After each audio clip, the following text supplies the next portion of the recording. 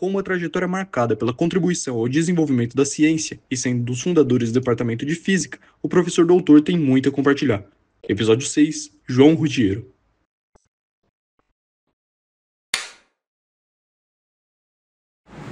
Bom, meu primeiro contato com a física foi, por incrível que pareça, num livro que eu encontrei numa livraria do MEC, Ministério da Educação e Cultura. Eu tinha Tinha uns 12, 13 anos e encontrei esse livro aqui.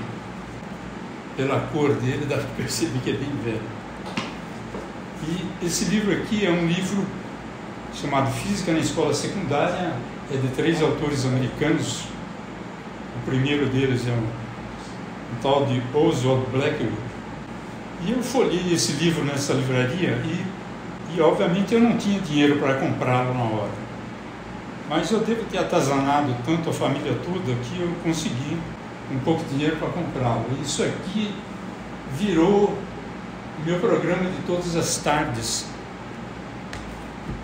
por praticamente quase um ano, que eu estudei esse livro sozinho, no quintal. Eu improvisei uma mesa, um banquinho e ficava lá, passava a tarde lá estudando. Então esse foi meu primeiro contato com a física. Tem os conceitos muito bem elaborados, é bastante simples, é rico em aplicações, etc. E isso me empolgou bastante. E por incrível que pareça, ele foi introduzido, ou pelo menos traduzido aqui no Brasil, por 2 grandes físicos brasileiros. Fiquei sabendo só depois, obviamente, que eram 2 grandes físicos brasileiros. O professor Leite Lopes e o professor Jaime Thion, que são dois dos nomes mais expressivos da física brasileira. Daí eu fui fazer o colegial, depois do curso secundário, que antes chamava ginásio, eu fui fazer o ensino médio, que chamava colegial, científico. E o científico tinha 2 categorias. Uma para quem ia para humanas, que era chamado ensino clássico, e a outra que ia para a área de ciências. E essa da área de ciência era dividida em 2 partes. Uma parte que era para ciências exatas e uma parte que é para biologia. A única diferença que tinha entre elas, nas disciplinas, na quantidade de disciplinas, era que na biologia tinha biologia e na parte de exatas tinha desenho geométrico. Eu achava desenho geométrico interessante, mas eu tremia muito quando era jovem, então não conseguia ajustar esquadro com régua, compasso para fazer as coisas. Acabei ficando um ano no ensino colegial para ciências exatas e os 2 últimos em biologia.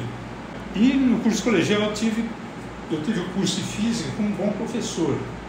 Ele tinha um caderninho dele, usava o caderninho, escrevia na lousa e tal, mas ele era extremamente organizado. E naquele caderninho dele tinha nada mais, nada menos do que o curso de física do Sears, que hoje existe aqui uma versão nova para college, para college americano, que obviamente é a universidade. E esse curso de física foi muito bom.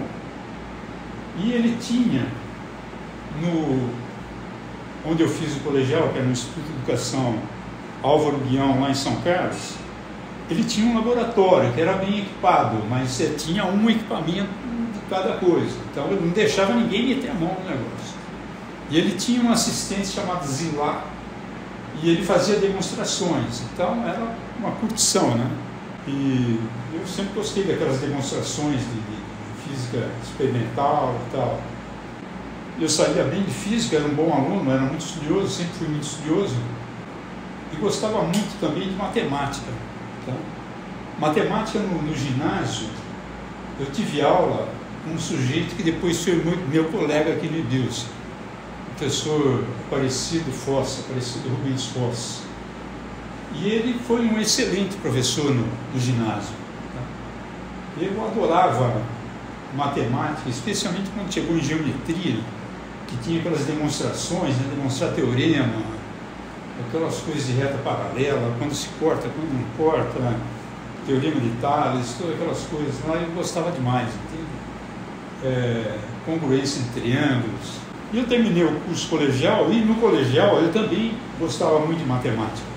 Tinha um livro na minha época, tal de Bezerra, que tinha os 3 anos do colégio juntos, e ali tinha um mundo enorme de exercício. Eu acabei fazendo aquele livro lá inteirinho, e outros, né, que eu costumava pegar. E então acabei o colegial e alguém me deu a sugestão de fazer medicina. Talvez a família quisesse que um médico na família, né? Tinha uma avó meio hipocondríaca. Ela gostaria de ter receitas à vontade, certamente. Mas foi uma tentativa frustrada. Eu ia muito bem de física e matemática, mas as outras coisas não ia legal. Mesmo de biologia, mesmo nas provas de biologia.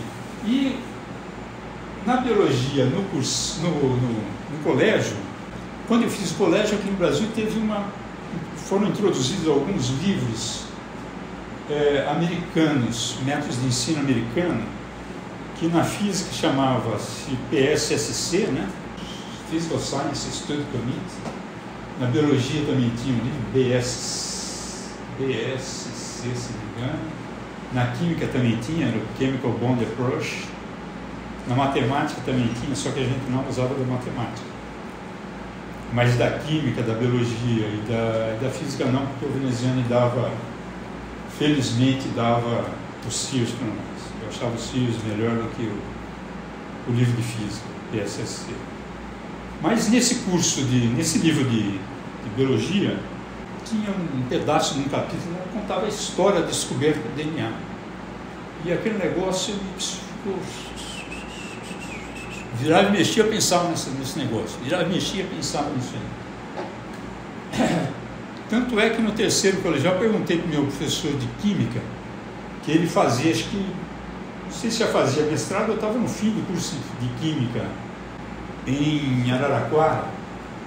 Quem é que trabalhava com DNA? Ele falou assim: olha, vai procurar os físicos lá de Araraquara, talvez você encontre alguém. Eu fui lá, né? Não deu certo.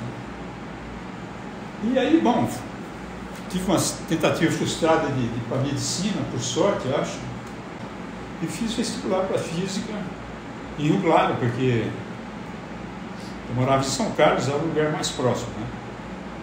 Em São Carlos não tinha ainda. Comecei física, no começo do curso de física eu lembro que eu comprei o livro de física e o livro de cálculo, né, que era do George Thomas. E logo depois que começaram as aulas, teve a Semana Santa. Eu me lembro que eu tranquei na Semana Santa, eu me tranquei no quarto com o livro do Thomas e acabei fazendo quase o livro todo. Então, o curso de cálculo, depois tanto de geometria analítica, né, vetores, ficou tranquilo para mim, assim como de física. Eu não sei se isso foi bom ou não. É sempre bom, tudo bem, estudar antes é uma boa, mas você precisa assistir a aula também. Só que eu aprendia antes, mas não queria assistir a aula, entende? E isso não era bom. Né? Tem falhas que eu tenho até hoje ainda. Bom, curso de física eu comecei a sair bem, obviamente, por causa da boa formação que eu tinha de matemática e física. E no segundo ano tem a termodinâmica. E quem dava termodinâmica era um cara que fazia pesquisa em São Carlos, o Cristóvão Mendonça, se não me engano. E ele acho que já tinha feito o doutorado dele e estava trabalhando lá em São Carlos, não me lembro com quem. E ele começou a ver minhas provas e tal, sempre vinha, conversava comigo e perguntou onde eu morava, se eu morava em Rio Claro mesmo e tal. E eu viajava, né, de trem todos os dias. Pegava o trenzinho 6h30 da manhã, 7h30 estava em Rio Claro. Os filhos gostam de trem, entende? Os livros de relatividade tem sempre trem, né, na jogada, tem sempre uma coisa legal. Esse Cristóvão, então, um dia falou: olha, você não quer conhecer lá o departamento de física lá da Escola de Engenharia de São Carlos? Eu posso te apresentar as pessoas, você vê o laboratório, se te interessar, as pessoas estão precisando de aluno, né, de iniciação científica, não tinha curso. Os cursos eles davam curso para engenharia, e os engenheiros não queriam saber da física, né? Alguns queriam, mas não todos queriam, né? Eles tinham bastante aluno. Então eu fui lá, encontrei com ele me apresentou várias pessoas, eu conheci os laboratórios, e ele me apresentou a professora Ivone Mascarenhas. A professora Ivone perguntou, ele falou, olha, é um bom aluno, eu recomendo para a senhora, né? Se a senhora... Ele falou, ela é uma mãe, ela é uma excelente professora e tal. E eu gostei dela. Ela falou, olha, vem aqui amanhã que eu tenho um projeto, a gente discute um projeto aqui com você. E se você gostar, eu posso pedir uma bolsa para você, né? E foi um projeto muito legal. Eu tinha que determinar parâmetro de rede de KCl. Tá? Parâmetro de rede é no cristal, né, de KCl, a distância que tem entre o potássio e o cloro, tá? Os íons de potássio e de cloro. Isso aí eu tinha que fazer uma amostra policristalina, que no fundo era triturar o cristal de KCl, colocar num tubinho capilar, e esse tubinho capilar ia dentro de uma câmara de raio-x, era uma câmara circular, e o filme ficava na superfície desse cilindro aí, tá? Tinha 2 buracos, o raio-x entra ali, aquilo lá espalha, né? Vê a interferência construtiva e marca semicírculos nesse filme, tá? Aí você tira o filme de lá, revela, e tinha que fazer medidas das distâncias daqueles semicírculos ali concêntricos, né? Daqueles semicírculos concêntricos. E o que eu tinha que fazer era melhorar o máximo possível a medida, tanto na aquisição do dado quanto na análise do filme, tá? Então eu tinha que prestar atenção em temperatura. A análise do filme você fazia uma caixa de madeira que tinha uma tampa de vidro e tinha luz fluorescente dentro da caixa. Então você colocava o filme de raio-x ali, acendia as lâmpadas e ficava medindo com uma régua, um goniômetro, construindo um goniômetrozinho e tal, para medir até. O goniômetro, no fundo, é como um paquímetro, só que ele fica rodando, você consegue percorrer ele ao longo da distância, né? Então foi uma coisa bastante interessante, porque primeiro eu pensei bastante no método científico, né? De aquisição do dado experimental, análise do dado experimental, os erros envolvidos, como minimizar erro e tal. Então, foi um excelente treino de iniciação científica. E ela queria que eu continuasse, não é? Mas aí eu tenho que fazer um parênteses e falar o seguinte: eu fiz o curso de física lá em Rio Claro, era o primeiro e segundo ano, junto com o curso de matemática, tá?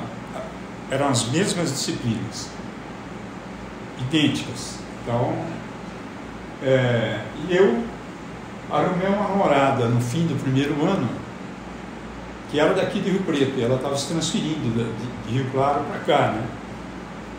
Só fui arrumar essa namorada no fim do primeiro ano.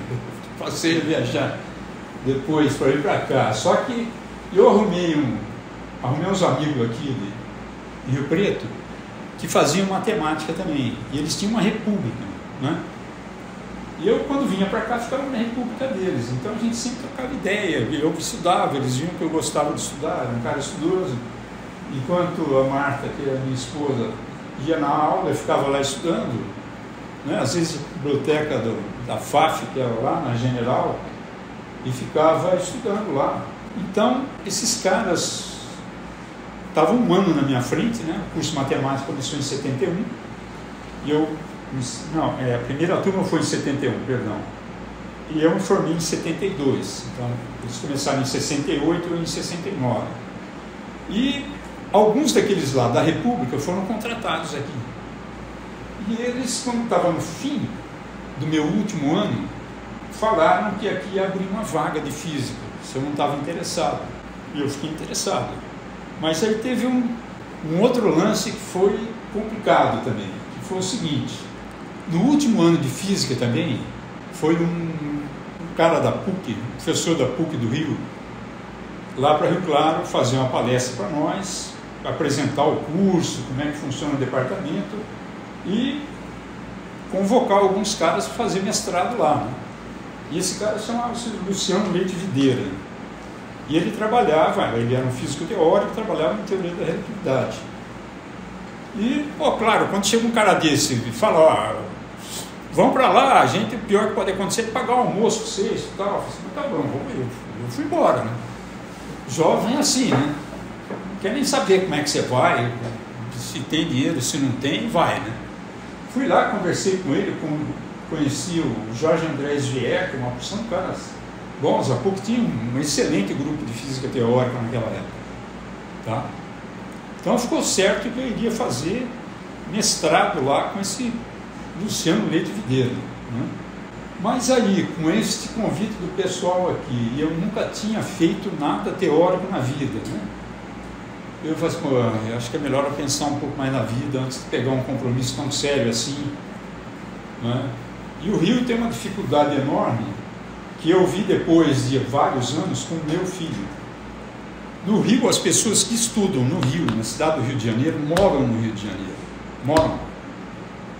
É difícil você arrumar uma república para compartilhar com amigos, morar junto com as pessoas. Tinha gente daqui, o Cordeiro é um deles, o Jorge Ascar, que também me fez matemática aqui, que foram para o Rio e montaram um apartamento junto, uma kitnet, mas não tinha muito lugar para mais um, entende? Então tinha essa dificuldade e eu resolvi que era melhor dar uma esperada, para definir o que eu queria. Vai que se eu entrasse aqui, eu ia ter que ver o que era feito aqui. E entrei, e aqui então tinham dois caras que trabalhavam em ciência, né? Um sujeito mais graduado, era doutor, e naquela época, quando passava o tempo, assim, você tinha doutorado, você podia ascender até para professor titular sem fazer concurso, e ele era professor titular. Era um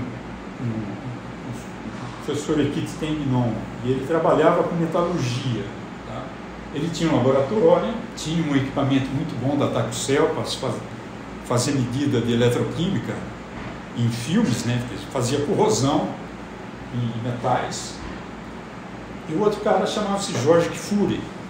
Ele estava terminando, quando eu entrei aqui, ele estava terminando o mestrado dele em São Carlos. Ele fazia na física, no departamento de física, e estudava correntes elétricas, correntes termoestimuladas e cristais iônicos, que também era uma coisa bem bacana, bem legal. Ele estava montando o equipamento, então ele tinha um equipamento de vácuo, né, com bomba difusora, bomba mecânica, com trap de nitrogênio, etc. Tinha onde colocar amostra, tinha um eletrômetro kit. Então ele tinha tudo para fazer. Tá? O único problema sério de tocar isso aí é que precisava de dinheiro para nitrogênio líquido. Eu só via essas correntes termoestimuladas aí a baixa temperatura. É um ramo da física chamado eletreto. Essas correntes você pode ver tanto para material orgânico quanto para inorgânico. Bom, então, o que dava para fazer, quer dizer, tinha um doutor aqui e esse cara, este Equite Tengnon, ele convenceu a fazer um mestrado na metalurgia em São Carlos. Era o departamento de materiais que tinha um curso de pós-graduação em metalurgia. E eu comecei a fazer, eu pensei, bom, ali tem um equipamento, eu posso fazer boa parte das minhas medidas em Rio Preto. Eu já estava namorando fazia uns 3, 4 anos, meu sogro toda hora perguntava, e aí, o que você está pensando ali? Tá. Então, eu já era formado, né? Todo mundo acha assim, formou, você já pode casar e tal.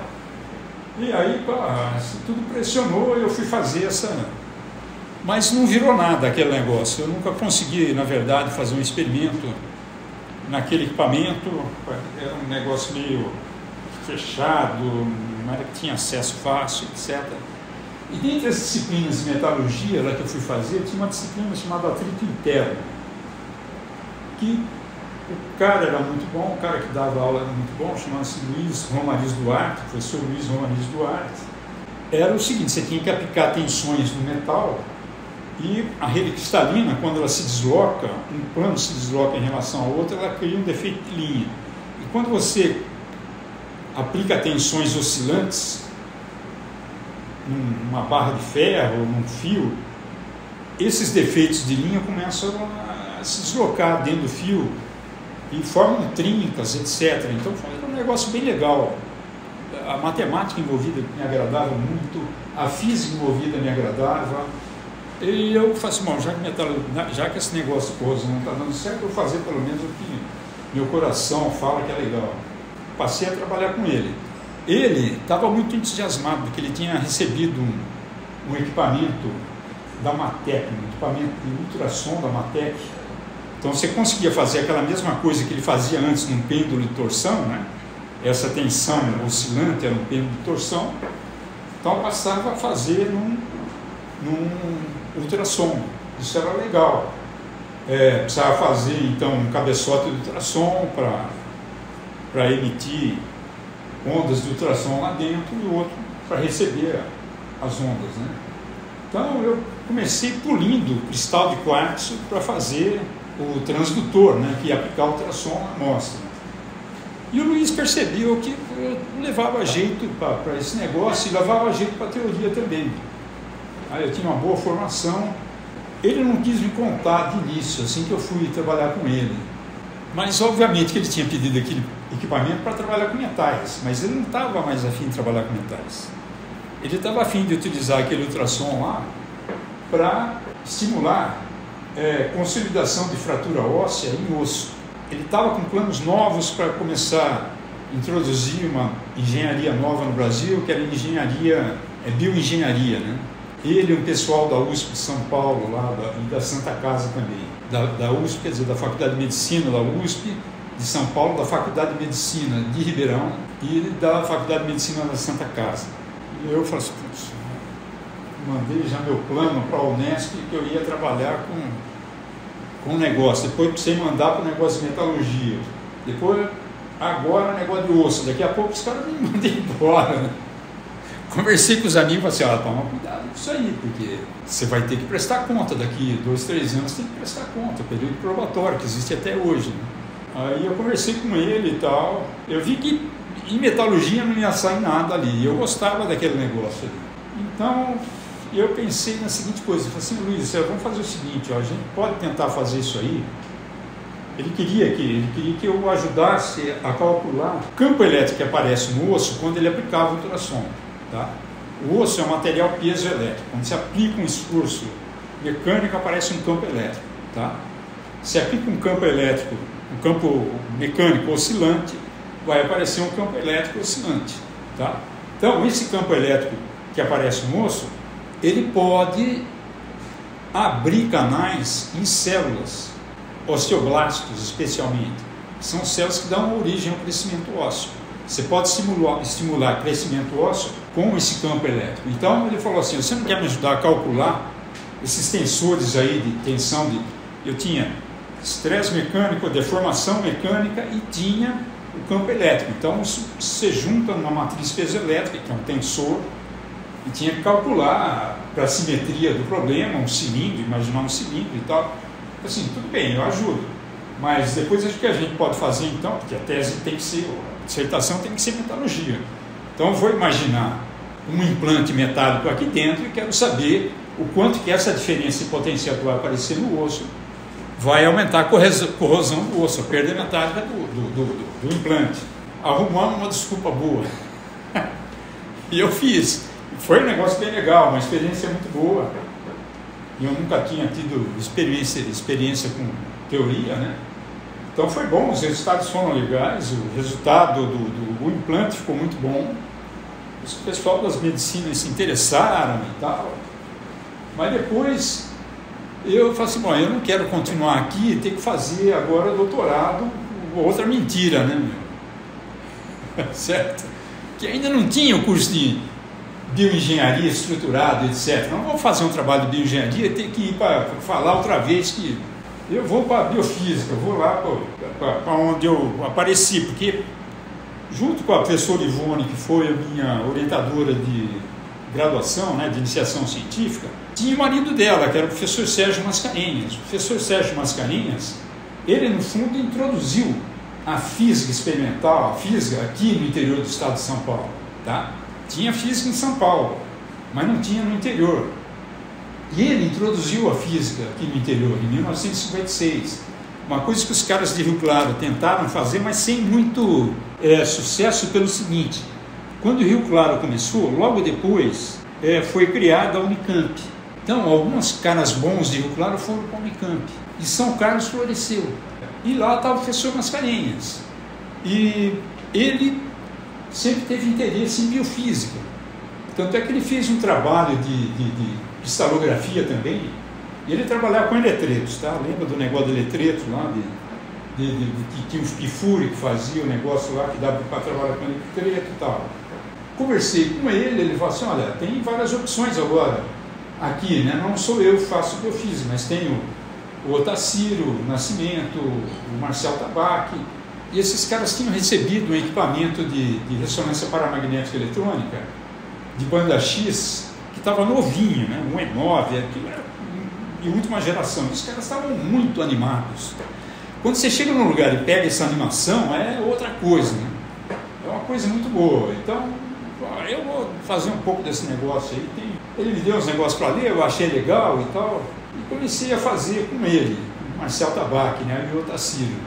E só que o projeto que eles me deram não era para mim, para um amigo Bafa e depois para o Márcio Colombo. Foi um negócio meio explorar bolsões hidrofóbicos que tem monocristal de hemoglobina, não é? Com um marcador de spin. Era uma molécula que tinha um radical nitróxido, que é paramagnético, e ele responde no campo magnético, né? Então dá uma transição, 3 linhas de ressonância. Comecei a fazer a teoria da coisa é muito bonita, tem bastante mecânica quântica e tal, usava a equação de Liouville, e era uma coisa muito legal, muito bonita. E eu fiquei entusiasmado com aquela coisa, embora com o andar da carruagem, com o passar do tempo, eu via que aquela coisa não ia dar grandes resultados, entende? Uma coisa muito legal, não que me animasse, não que me pegasse assim. E aí meu orientador foi fazer um pós-doc fora, foi para Nashville, nos Estados Unidos, né? E lá tinha um grupo muito bom de ressonância paramagnética eletrônica, e eles tinham desenvolvido um método chamado transferência de saturação, que era um negócio bonito, realmente. O Marcel vai estudar isso aí, deixa eu ler um pouquinho desse negócio, comecei a me interessar, aprendi.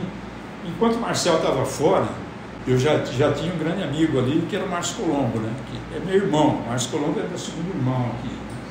Nós sempre discutíamos, ele gostava de tomar cerveja, eu também, então a gente saía do laboratório, ia tomar cerveja, e ficava discutindo bastante biofísica dos nossos projetos. O projeto do Márcio era, no fundo, muito parecido, só que em vez de usar spin label, o marcador de spin usava cobre, né? E ele estava querendo saber a interação do cobre com alguma coisa lá, e depois ele percebeu que o cobre estava interagindo era com um tampão e não com a coisa que eles queriam que interagisse e tal. Enfim, eram umas propostas meio não tinha muito senso. E a gente ficava discutindo bastante sobre isso aí. E eu gostava da discussão, gostava do Márcio, sempre gostei do Márcio, gosto muito do Márcio. E eu convidei para vir para cá, e ele veio depois, né? E na saída do Marcel, eu fiz alguns experimentos em que eu peguei várias proteínas, marquei com um marcador de spin, estudei em duas situações. Ela, na temperatura do nitrogênio líquido, fui aumentando a temperatura até a temperatura ambiente, fazia os espectros, etc. E também em pó. Liofilizava essa proteína, colocava uma certa quantidade de água e fazia o experimento com a quantidade de água variando na proteína. O Márcio trabalhou bastante com isso aí também, e saíram os resultados bastante interessantes sobre essas camadas de hidratação, o quanto que essas camadas imobilizavam o marcador de spin e tal. E eu vi esses resultados publicados por um outro grupo, uns 10, 15 anos depois. Então vejo que era um negócio que, se eu tivesse escrito na época, O Marçal olhou aquilo lá quando ele chegou, assim, senhor, isso aí, vocês ficam matando tempo aí. Ele era muito mal-humorado.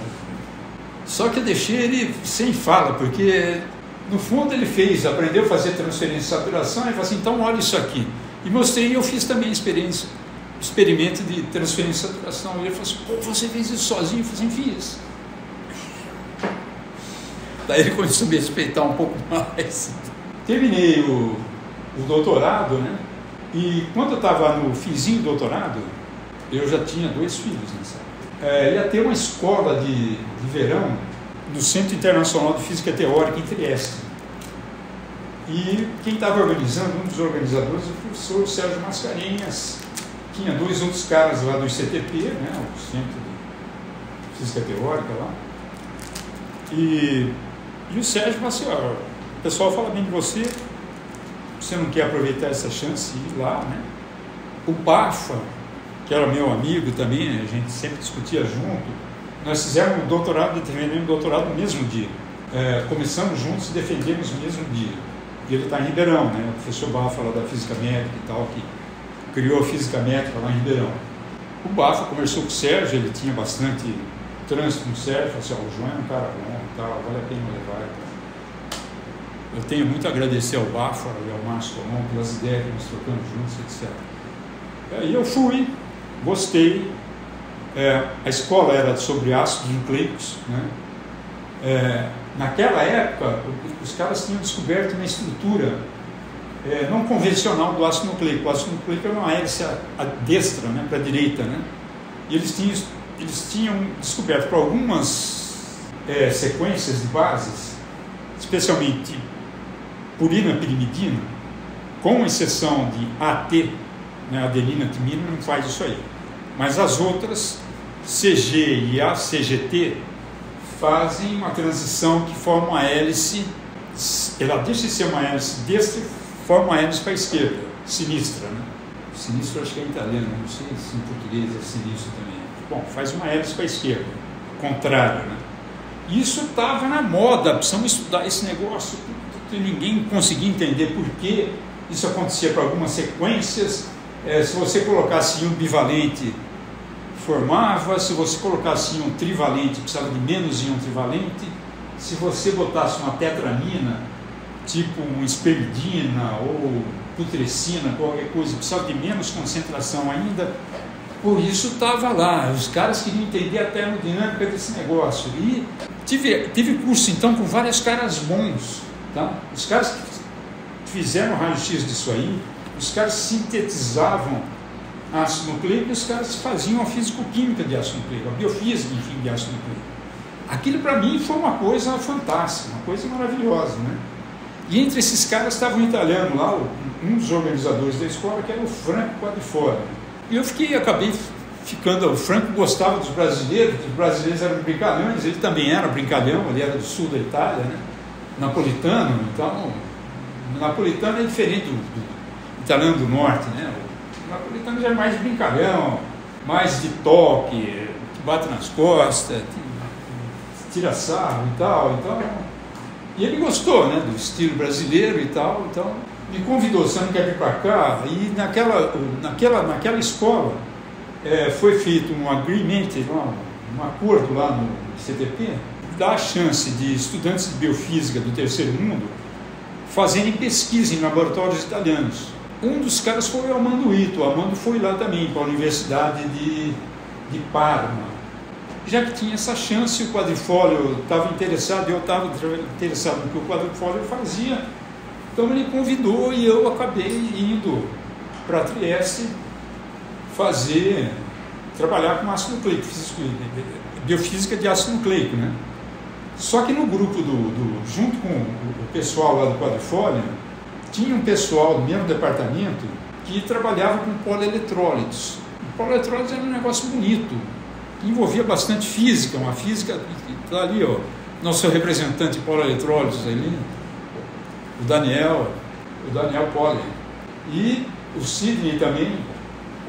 E eu comecei a me interessar, discutia bastante com aquele pessoal, eu aprendi modelo, eles trabalhavam bastante com modelo de Manning, um deles lá era muito amigo Money, né, que propôs aquele modelo de condensação de contraíon. Deixa eu só falar uma coisa. O polieletrólito é um negócio que existe lá desde de 1910, né, praticamente, do início do século XX, né? Tanto é que dois caras em 1910, 1913, por aí, né, propuseram dois modelos interessantes, né, de polieletrólito.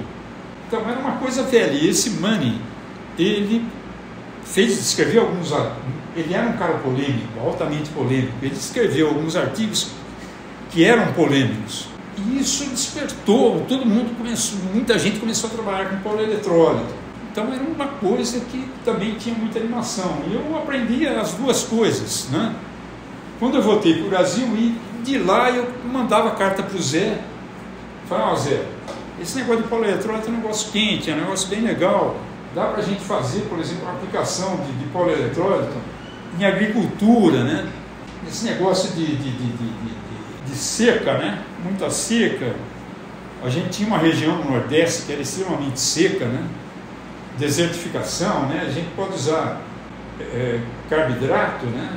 Que são polieletrólitos e que formam gel, e a gente pode pegar a alga cianofícia, recobrir com esse carboidrato, com esse gel, e jogar lá no chão. E como tem umidade por causa do gel, essas algas vão viver e vão criar uma condição propícia para crescer outras algas, outros tipos de alga mais resistentes ao clima, e você acabar com a desertificação, né? Pô, ele ficou entusiasmado, o Márcio Colombo também ficou entusiasmado, e nós começamos a trabalhar com isso. O Márcio tinha desenvolvido uma balança de quartzo, né? Onde o objetivo era pegar essas algas cianofícias, secar ao máximo, hidratar e medir a quantidade de água que elas conseguiam guardar e tal. Então era uma agitação enorme. E passei para o Zé, mandava para o Zé sugestão de problemas teóricos, problemas de polieletrólito. Eles começaram a fazer, ele e o Elcio, mas parece que a velocidade deles era um pouquinho menor que a dos caras lá de fora. Os caras publicavam antes, né? Bom, voltei para o Brasil e eu era o mais graduado, né? O Márcio já estava aqui. A gente já tinha decidido, mesmo antes de eu ir viajar, porque aqui era um trampolim, né? A física era um trampolim. Os caras vinham, eram contratados aqui. A hora que aparecia vaga em outro lugar que era mais interessante, eles iam embora. Isso não podia mais acontecer, né? E que, graças a que eu era mais graduado e o Márcio também estava fazendo doutorado em biofísica, ficou certo que a gente ia tentar fazer pesquisa mais voltada para essa área. O Zé era um cara bom, trabalhava com teoria de campo, né, em São Paulo, no IFT, mas o Zé era socialista, sempre foi socialista, então para fazer o negócio, trabalhar todo mundo junto, eu topo, eu mudo. Não sei quanto custou para ele, para partes internas, né, obviamente, porque ele gostava do que ele fazia, né, física teórica e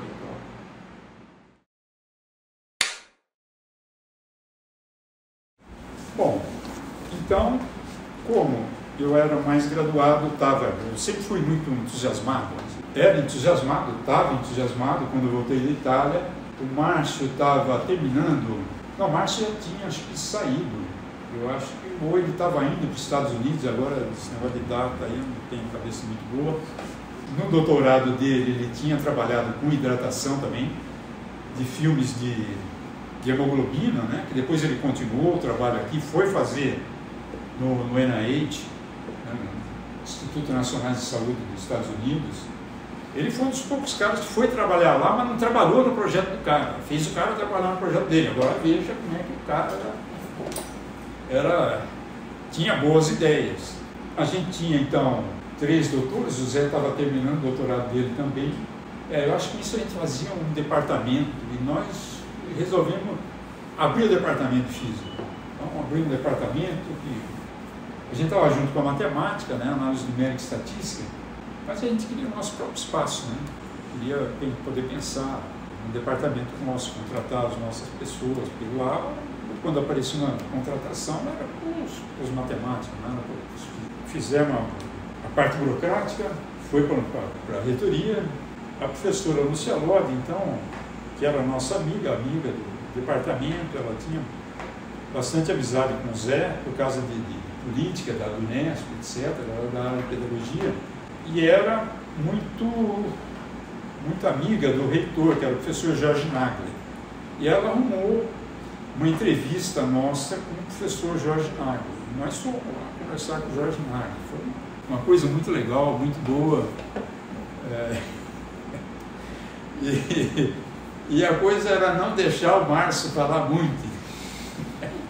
Ela falou porque ele falava demais e às vezes perdia o foco, né? E precisava ter foco. A gente ia falar com o reitor. Era a primeira vez que a gente falava com o cara lá de cima, né? Então precisava ter foco. A gente vai que o cara tenha só 5 minutos. Nesses 5 minutos a gente precisa fazer tudo. Mas o Nagler estava lá para conversar. E ele sentou do lado do Márcio e botou a mão aqui no joelho do Márcio. O Márcio, ele apertava. Foi uma coisa muito legal. Até hoje a gente brinca nesse negócio. Mas ele deu bons palpites para nós. O Márcio sempre teve boa articulação e boa argumentação. Criamos um departamento e a temática de pesquisa era, obviamente, biofísica. E as pessoas foram deixando. O Jorge já estava aqui, o Jorge Chaine já tinha chegado já. Quando eu fui para a Itália fazer pós-doc, ele já estava aqui. Eles vieram com a abertura do curso de Engenharia de Alimentos. A abertura do curso de Engenharia de Alimentos, para nós foi muito importante, muito interessante. Primeiro que teve gente diferente de matemática aqui, para a gente conversar. Gente que era experimentalista, etc. E eles precisavam de física, né? Tinha bastante disciplina de física, então nós contratamos, sei lá, 3, 4 aí. Eram Johnny, Marcelo acho que veio depois, o Chaine e o Johnny. Fizemos o departamento, a gente estava crescendo, a temática era biofísica. Eu, quando voltei de pós-doc, ousei pedir, mandei um projeto para a FAPESP, para a CNPq, para tudo quanto é lugar, e foi saindo, né? E a gente começou a comprar coisa. O Marcelo já foi contratado, começou a fazer, ele falou, já que tem, a gente pode fazer pesquisa aqui, vamos tentar, você não pode me orientar, eu faço medida em outro lugar, ou para São Carlos, ou para outro lugar, eu faço a parte cimental. Tudo bem, né? Então eu virei orientador lá em São Carlos, né? Eu tinha bom trânsito lá. Quando o Marcelo começou a fazer doutorado, ele como era, ele tinha feito mestrado em engenharia biomédica, ou bioengenharia, essa coisa, já tinha em Campinas, tá? Abriu depois que eu tinha feito mestrado. Então ele tinha feito mestrado lá e era um cara que entendia bastante de instrumentação, ele sabia bastante coisa de eletrônica. Alguém buzinou lá para a reitoria que ele entendia de eletrônica, tá?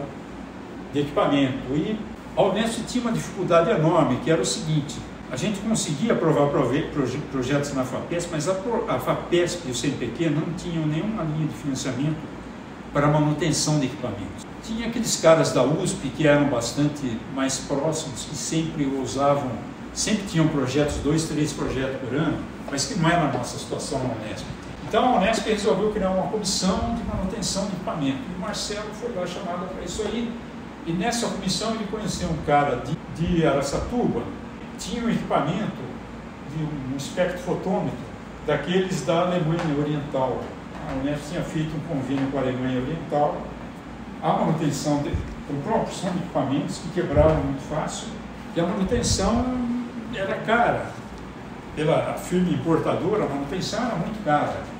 E a Unesp não conseguia arcar com isso aí. Então, por isso que criou uma estratégia para ver se dá manutenção, pelo menos, desses equipamentos. Então, esse cara ofereceu para o Marcelo o espectrofotômetro. E o Marcelo foi lá buscar e começamos a fazer, então, desenvolver um projeto de polieletrólito aqui em Rio Preto, né, com um espectrofotômetro. A gente, enfim, media cálcio ligado em vários polieletrodes, entre eles DNA, qual a quantidade de cálcio para fazer transição de DNA, etc.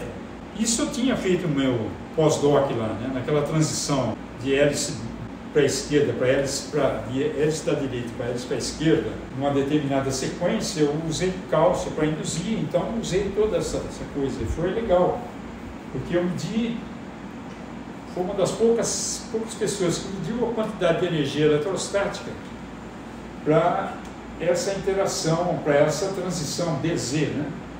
E a maior parte dessa energia é eletrostática. Então foi um resultado bastante bacana e eu gostei muito de ter feito isso aí.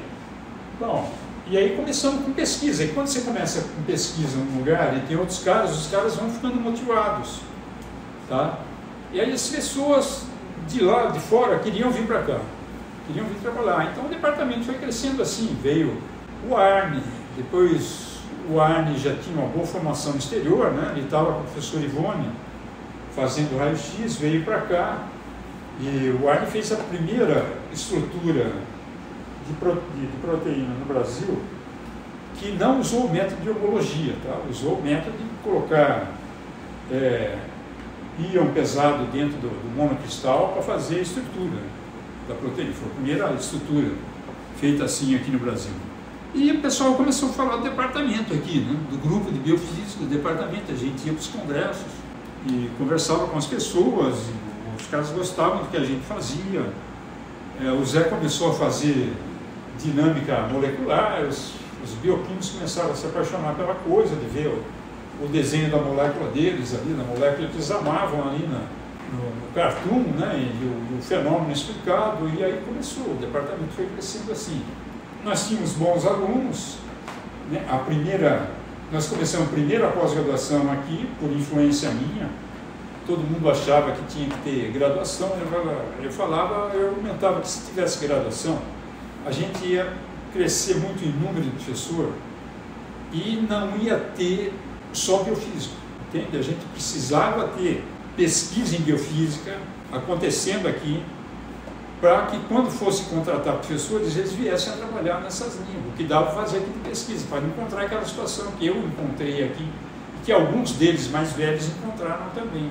Começamos o primeiro curso de pós-graduação, eu consegui convencer os caras. O Márcio, que também achava que devia ser assim, nós fizemos uma proposta ousada, né, bastante ousada. Foi o primeiro curso de pós-graduação em biofísica molecular que teve no Brasil, e começamos a fazer sucesso, um sucesso enorme, né? Com o FAPESP, com o CAPS, o cara da FAPESP, o Flávio de Moraes, vinha aqui no laboratório, né? Aqui. Ele gostava de uma cachaçinha, e ele ficou meu amigo aí, tá? Então foi um negócio muito legal, entende? Então a gente tinha um trânsito bom na FAPESP, tinha um trânsito bom na CAPES, no CNPq, junto com o Sérgio, uma pessoa influente, e o Sérgio gostou da ideia de nuclear um grupo aqui de biofísica, que ele não tinha conseguido fazer isso em São Carlos, nunca cresceu muito lá, né? Fez e tal, tinha o Otacílio, a Rosemary Santos, que foi orientadora do Márcio, mas acabou ficando mais um grupo mais de cristalografia do que de biofísica lá, né? Depois teve Jabá, e aí a coisa desandou, aí a coisa avançou, né? O Otacílio, Jabá, depois Jabá para Ribeirão, e nós crescemos, né? E depois nós abrimos curso de Física Biológica. Só que nessa turma de graduação, de pós-graduação, nós tivemos bons alunos. Tivemos o Sidney, depois veio a Fátima. A Fátima fazia na biologia, eu fui orientador da Fátima, né? Então, e essas pessoas foram absorvidas, né? O Sidney começou com uma coisa nova, o orientador do Sidney era o Fernando Barroso, né? O Fernando tinha trabalhado na Suécia, trabalhou com bola eletrônica, uma visão um pouco diferente do que eu fazia, e a coisa foi andando, e chegou, e somos um grupo bastante conhecido e tal. Já fomos mais conhecidos que hoje. Eu acho que o departamento cresceu, né? Depois disso, criamos massa crítica, conseguiram propor um curso de graduação em Física Biológica, né? Foi também uma proposta ousada, o primeiro curso do Brasil, né? Então, tudo isso foi muito gratificante, muito importante para nós que começamos, né? Foi bom ver tudo isso aí, todo esse crescimento, né? Os alunos da gente vão crescendo, vão virando colegas, né? A mesma emoção que eu tive de me tornar colega do meu professor, meu ex-professor de matemática aqui, né? Meus alunos também provavelmente tiveram, se tornaram meus colegas, né? E é assim que a ciência anda, né? Foi uma coisa árdua, né? Não foi fácil, né? sempre tem, você tem seus medos, suas angústias, né? Só eu tinha projeto e eu tinha que dar conta daquilo lá e publicar.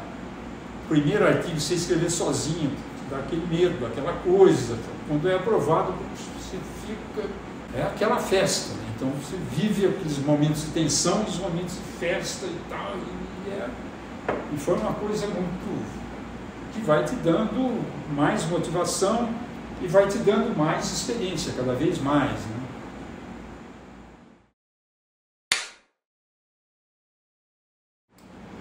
Quando eu fiz o trabalho na Itália, com a transição BZ em ácido nucleico, eu me encontrei, quer dizer, eu comecei a fazer uns experimentos malucos, porque os italianos, o pessoal de fora não sabia o que eu estava fazendo, mas eu estava cismado com umas coisas que estavam acontecendo sobre determinadas condições.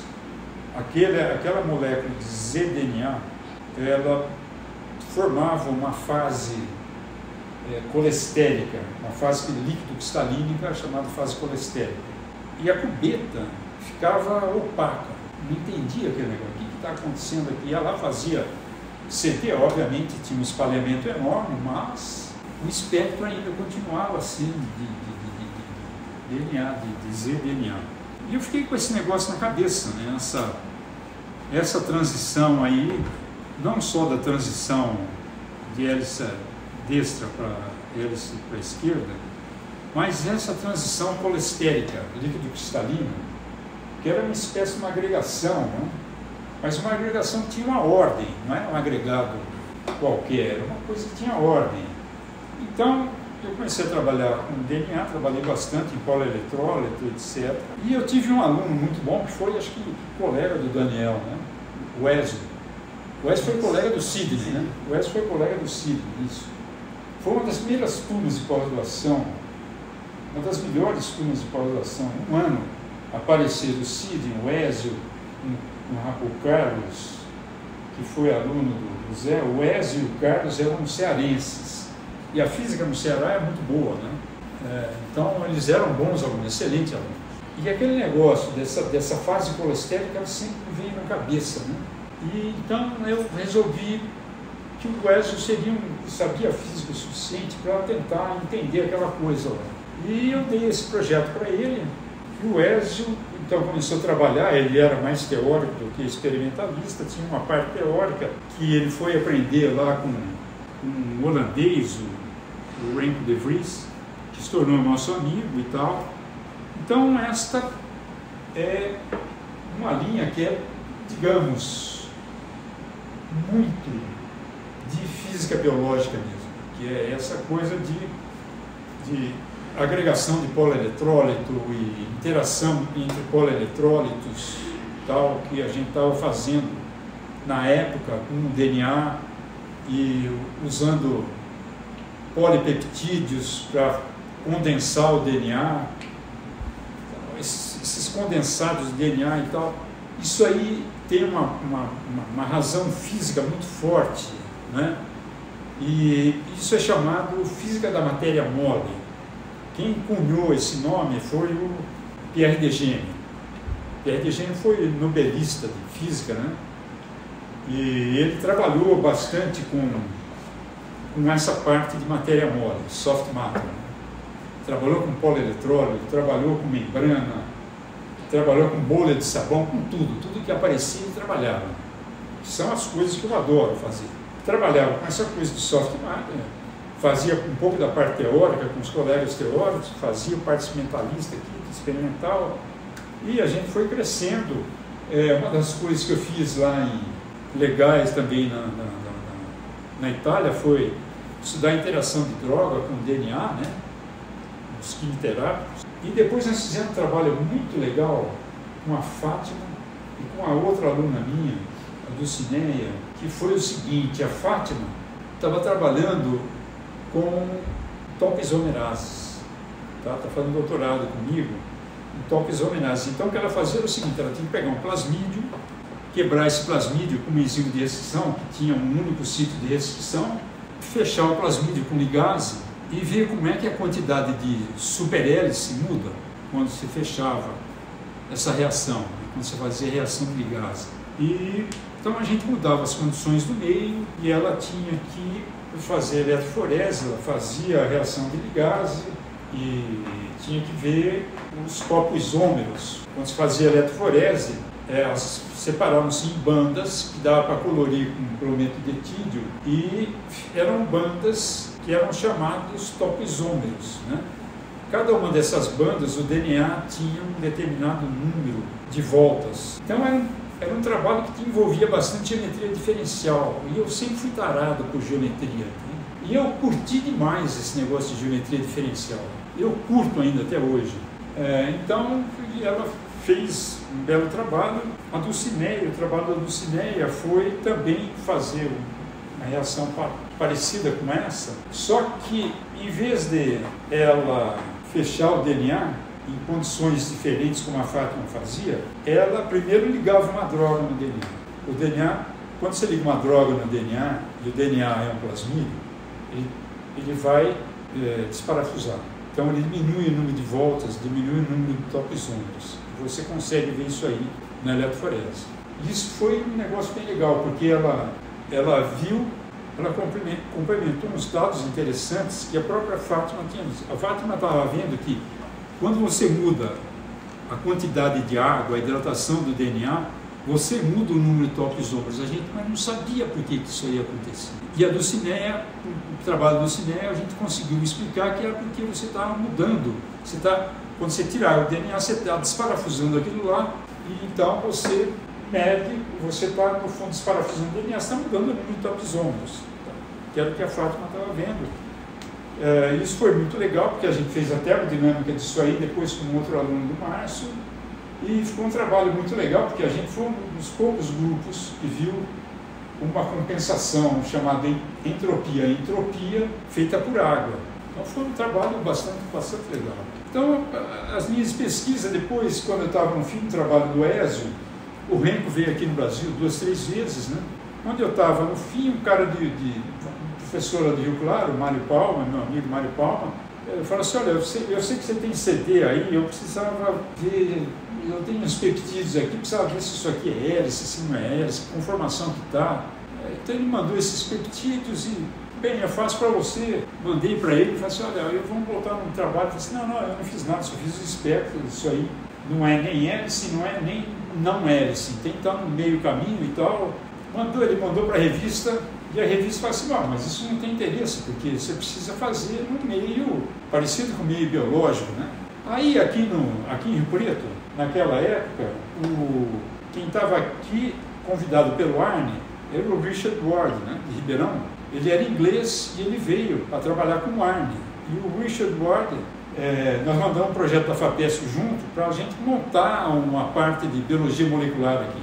Fazer expressão gênica, fazer proteína, etc. Entende? Então isso foi uma coisa bem legal. E o Richard então sabia, ele tinha trabalhado com uma toxina de Streptococcus aureus, né, que é a alfa-toxina, e ele fazia miméticos de membrana, lipossomas, né, de membrana, e ele estava ensinando a Raquel Bertolotto, que era uma estudante de pós-graduação também, ele era orientador dela, a fazer membrana. E o cara, quando eles mandaram o trabalho para a revista, o cara disse, precisa fazer um ambiente de membrana, isso aí para a gente ver o que acontece, né? Fui lá fazer, o Palma falou assim, olha, aí tem que fazer no ambiente de membrana. Eu falei assim, eu faço, eu vou aprender aqui e vou fazer para você esse CD aí. Aí aprendi a trabalhar com membrana, comecei a trabalhar com membrana aí. Só que para mandar a resposta para a revista, ele incluiu o meu nome, porque daí foi um trabalho árduo da minha parte e tal. Aí publicamos o trabalho e aí começou a chover peptídeo, porque ele procura peptídeo na natureza. Eles têm um centro de estudos de insetos sociais e eles buscam peptídeos por uma razão simples. Ocorrem incidentes ou acidentes de pessoas com essas vespas, né, solitárias, que não são insetos sociais, mas eles também estudam insetos não sociais, né, vespas solitárias. Ele precisa desse veneno para ver qual é o antídoto, para não matar a pessoa. Tem pessoa que, se ela levar uma picada de uma abelha, só de abelha, ela fica toda e fecha a glota e a pessoa pode morrer. O problema da vespa solitária é que ela tem tanto veneno que ela tem que dar conta do predador sozinho, né? Por isso que ela é solitária. A abelha te ataca em colmeia, então vem a porção de abelha, mas a vespa não, é uma só, né? Uma picada de uma vespa solitária dessa faz um estrago enorme. E o Mário começou a mandar peptídeo de vespa. Eu comecei a estudar a interação de peptídeo com membrana. Mas eu percebi que a membrana, eu já sabia que a membrana tinha um apelo físico enorme. Na membrana ocorrem coisas maravilhosas do ponto de vista físico. Ondulação de membrana, uma porção de coisa. E eu comecei a fazer essas coisas, né? A Daiane era minha aluna, né? A Daiane começou a fazer um negócio de peptídeo, mas logo a gente começou a trabalhar com fazer microscopia para a gente ver vesícula gigante, e eu queria ver essas ondulações, né? Fazer essa parte mais física, né? De física biológica mesmo. Essas são minhas linhas de pesquisa. Enfim, eu posso definir que eu trabalho com física da matéria mole, né? Física condensada da matéria mole, ou soft matter physics, mas os meus interesses principais são membrana biológica, a física da membrana e de ácidos nucleicos, e polieletrólitos. Dentro disso aí, tem uma parte de estabilidade, me interessa estabilidade de proteína, estabilidade térmica de proteína, estabilidade não térmica de proteína, de peptídeos, etc. Então, enfim, minhas linhas são essas aí. Professor, eu tenho uma pergunta que o Zelão pediu para fazer, eu queria que aparecesse no vídeo, que é como ser o maior pesquisador da família. Porque o Zelão fala que ele não se considera um grande pesquisador. Ele só falou que você é.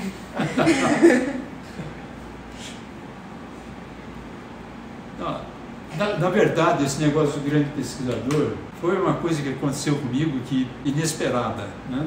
Eu não sei se o Daniel já estava aqui, teve a oportunidade de ver isso aí, foi da época. O Mário sempre mandou, então, esses peptídeos de vespas solitárias, e um deles é da vespa Políbia paulista.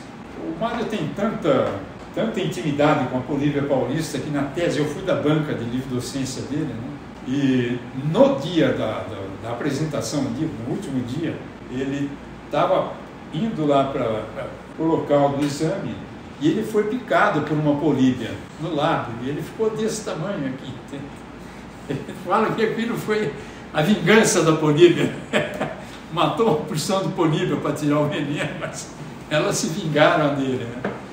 Bom, e um destes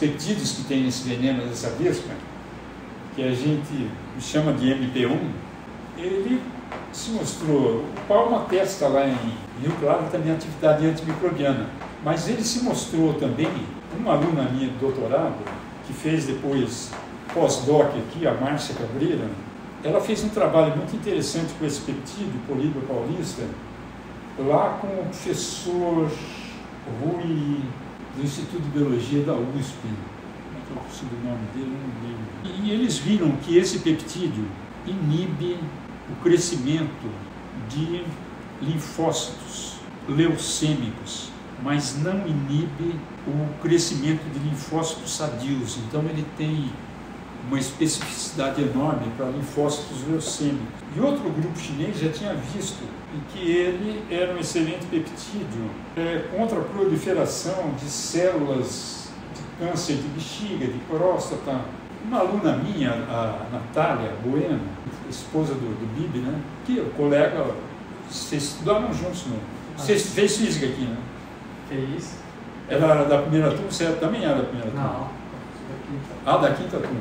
A Natália foi da primeira turma, né? E a Natália fez mestrado e fez doutorado comigo. O Elcio tinha uma colaboração com uma professora da Universidade de Manchester, né? Leeds, é perto de Manchester, que também tem o time. Essa professora queria arrumar alunos para ir fazerem também como parte da interação com o Elcio, de aluno do Elcio lá. O aluno do Elcio que ele tinha, que podia ir, é o Bibi, né? Mas o Bibi era casado, né? Recém-casado com a Natália. E travou o negócio. Então, ela, não lembro o nome dela, professora, você lembra o nome da professora? Não sei se é Sara, não lembro. Sara, né? Sara, mas eu não lembro o sobrenome dela. E a Sarah fez esforços lá na Universidade de Leeds para eles aceitarem a Natália. E ela foi trabalhar com um cara muito legal lá, que trabalhava com membrana, que tinha trabalhado na Alemanha com um grupo muito bom de membrana, no Instituto Max Planck. Tinha trabalhado com o Lipowski. E ela fez lá, ficou um ano lá trabalhando com o Paul, obteve belos resultados. Ela aprendeu a fazer vesícula gigante lá e usar microscopia confocal. Ela estudou, então, a atividade lítica desse peptídeo, microscopia confocal, que era uma coisa que a gente não tinha feito. Foi um trabalho muito interessante. Nós mandamos para várias revistas, mandamos para Nature logo de cara, porque o trabalho era muito legal. Nós usamos nessas vesículas a mesma composição lipídica de célula de câncer, entende? E ela mostrou uma especificidade enorme para a célula de câncer e não para aquelas que tinham mistura lipídica, que era mais característica da célula sadia. E nós mandamos para o Biophysical Journal, o editor gostou muito, gostou tanto que ele mandou um pré-print para a imprensa, para divulgar. E um belo domingo à tarde eu recebo um e-mail, 6 horas da tarde eu recebo um e-mail do Biophysical Journal, dizendo que o editor, que tinha sido Paulo Almeida, era um português muito bom, que trabalha nos Estados Unidos, tinha mandado o nosso trabalho para ser divulgado para a imprensa, porque os resultados eram muito importantes. E para eu escrever um pré-print. E o Paul Bills, e o Paul estava viajando de férias, era acho que em julho, tipo julho, assim, o Paul estava viajando de férias. E eu falei para o cara, olha, eu vou te mandar depois da manhã, porque eu preciso falar com o Paul. O Paul também precisa ter uma parte dele, eu preciso conversar com ele, não trabalho em 2 mãos, né? Ele falou assim, eu sei que ele está viajando, tentei primeiro entrar em contato com ele. E ele aceitou, consegui entrar em contato com o Paul fez nós escrevemos junto a coisa, mandamos. Cara, quarta-feira de madrugada já tinha cara de jornal no exterior me ligando, tentando falar comigo, saiu uma porção de jornal no exterior, entende? Tinha um menino, aquele menino que fez com o Vitor, foi para São Paulo, trabalhou com o Hector Carticha. Marcelo. O Boareto estava na Alemanha, né? Pegou o jornalzinho do metrô e viu, falou assim, mas eu conheço esse cara aqui, pô. E aí começou a sair, o mundo inteiro, cara, eu dava entrevista, foi uns 20 dias de entrevista, por isso que eu sou meio arisco esse negócio de entrevista, que é o negócio mais tomou meu tempo, entendeu? Porque o que aconteceu com os caras aqui no Brasil, falaram assim, mas você não fez nada, você está mentindo, você virou um charlatão, não sei o quê, e foi uma experiência não muito legal. Enfim, por isso que eu acabei ficando com o físico mais ilustre, mas não tem nada disso aí, não. Só saiu no jornal, essas coisas. Não é que tenha feito muito minha cabeça e tenha deixado muito... Porque daí começaram a aparecer cartas de cara que falam assim, olha, meu pai está em estado terminal de câncer, não tem mais expectativa nenhuma, e como é que eu faço para dar esse negócio para eles? Você tem que falar não, né? E aí começa a ser aquela coisa dolorosa, entende? Aí o cara volta a insistir, né? Mas ele vai morrer, vai não sei o quê. Eu mesmo estou com câncer e tal, o que eu faço? Daí apareceu um cara, um médico lá de Curitiba, falou assim, olha, eu consegui um pouco dessas vespas aí, fiz um suco e estou dando para meus pacientes. Para que eu não quero saber disso aqui, meu negócio é física, não é esse negócio aí.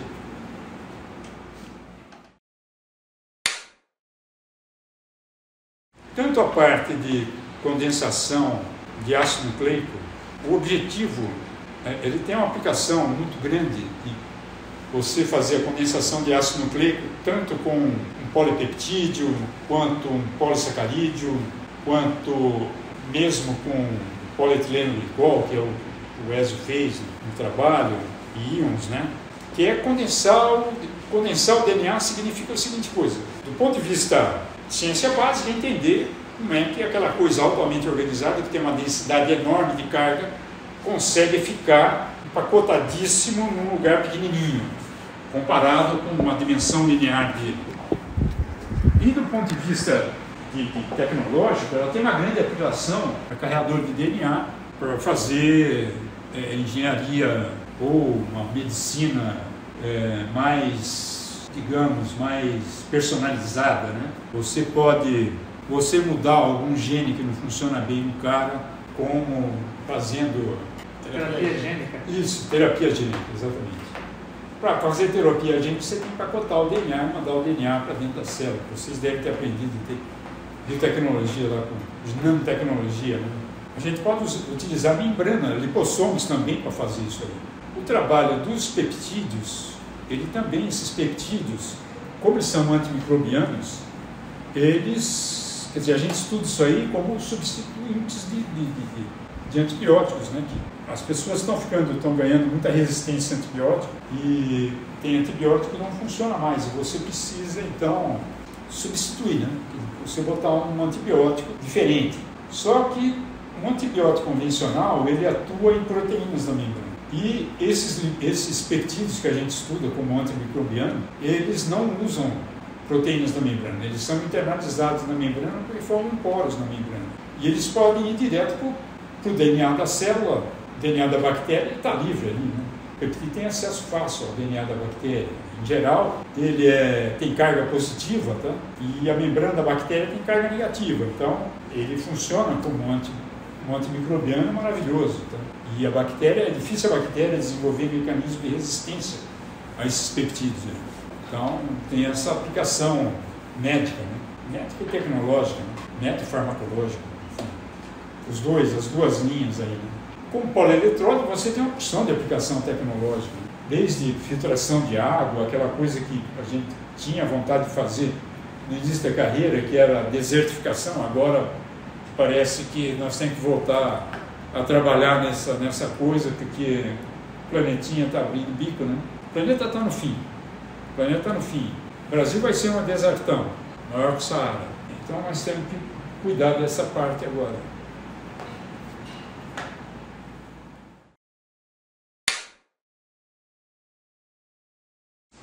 O que é ser um físico? Um físico, eu acho que ser um físico é um cara que gosta de entender as coisas que acontecem na natureza, os problemas na natureza. O físico é treinado como um resolvedor de problemas, né? Tanto do ponto de vista teórico quanto do ponto de vista experimental. Tem físico experimentalista que, para fazer o experimento, ele bola o equipamento, ele constrói o equipamento. A física cresceu muito, a tecnologia avançou muito nessa necessidade de se entender a natureza, e o físico experimentalista de verdade construir o equipamento. Gera muita tecnologia e independência para o país.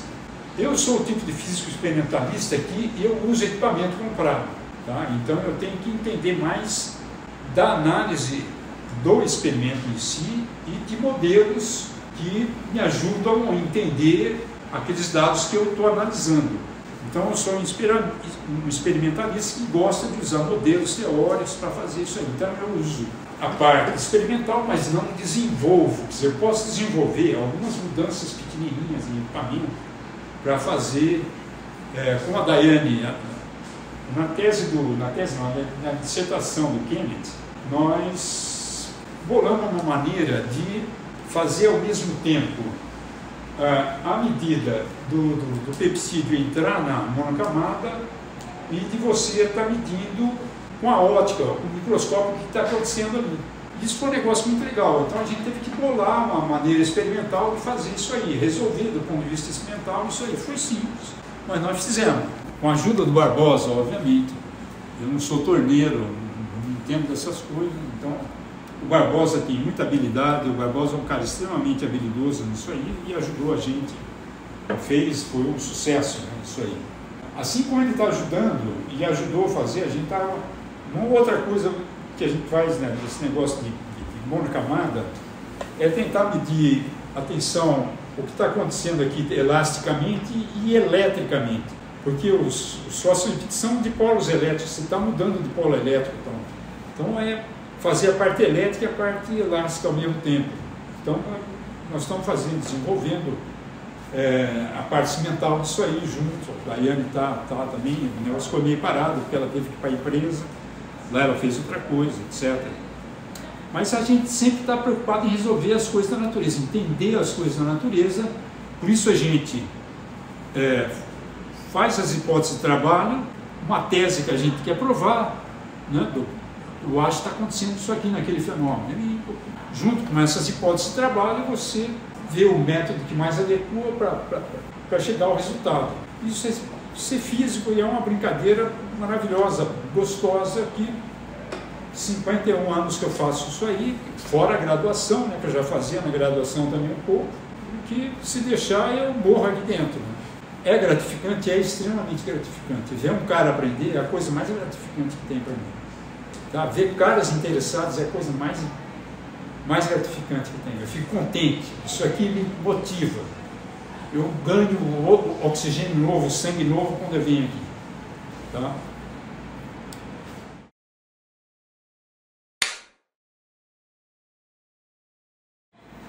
Moçada, eu digo a seguinte coisa: a física me trouxe muita alegria, aprendi muito. A física é linda, a física biológica, idem, qualquer ramo da física é bonito, tá? A matemática é linda. Então, se você gosta disso, se dedique mesmo. Cara, não tem esse negócio de, pô, vou sair hoje, você vai, a diversão está em aprender, está em fazer a coisa. Se você gosta, você vai perceber que está lá fazendo, é uma coisa extremamente gratificante, sua vida acaba virando aquilo lá. Aquilo acaba sendo energia para a vida. Então, se você gosta daquilo lá, se dedique, porque é lindo e é extremamente legal você aprender o que está acontecendo na natureza e aprender a física daquilo lá. É emocionante, é uma vida de emoção. Então, agora, se você não se sente motivado, emocionado, você vê uma proteína, um esquema de uma proteína, como é que funciona, ou de uma partícula elementar, ou uma discussão sobre relatividade, esse negócio não te emociona, eu me emociono. Então, eu acho que quando a coisa te emociona, vai para o caminho esse aí. Então, não te emociona, pensa bem. E qualquer esforço que faz vale a pena, porque é uma coisa que você gosta. Não se esqueça, física é um curso difícil, né? É difícil, não é fácil. Talvez seja o curso mais difícil. Obviamente, você vencer numa coisa que é difícil tem um sabor enorme, né? Você tem um compromisso com você mesmo, porque você gosta, você faz um compromisso com você. Você fala para você toda hora, aquele negócio é difícil, mas você vai ter que vencer. Você vai ter que, João, não está na hora de você ir na boate agora, está na hora, não vai para o boteco, está na hora de você se esforçar. E vai. É isso aí. Pessoal, eu sou o professor João Ruggiero e eu contei basicamente em poucas palavras uma história que já tem uns 60 anos, desde quando eu descobri esse livro aqui maravilhoso, né, do Blackwood, Física na Escola Secundária, né? E eu espero que a mesma coisa aconteça com vocês. Vocês sintam a mesma emoção que eu estou tendo agora de dar essa entrevista aqui para vocês. Eu agradeço a oportunidade e peço desculpa por ter enrolado vocês. De boa.